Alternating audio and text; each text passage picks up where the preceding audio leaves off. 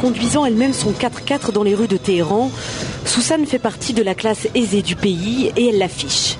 Elle tient le salon de beauté le plus chic de la ville et incarne cette nouvelle société iranienne, avide de consommation et de mode occidentale.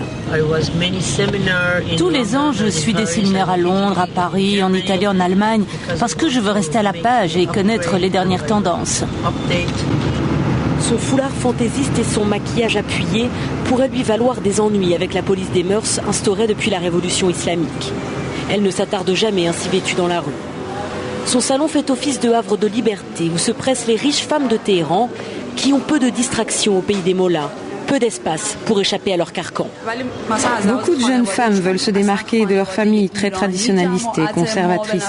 Le maquillage, c'est une façon de prendre ses distances avec tout ça. Ces gestes prudents d'émancipation sont réservés aux quartiers riches du nord de la ville. Il suffit de traverser Téhéran pour voir qu'ailleurs, on se préoccupe simplement de survivre au jour le jour. Dans les quartiers sud, des enfants travaillent dans les rues. Une image censurée sur la télévision iranienne, le gouvernement cache ses échecs. Fatemeh Moradi est mère au foyer avec 3 enfants. Son mari travaille comme porteur dans les bazars. Avec une inflation de 30%, ils n'arrivent plus à payer leur loyer de 150 € par mois. On doit aussi payer l'eau, l'électricité, le gaz. Je n'ai pas assez pour tout ça.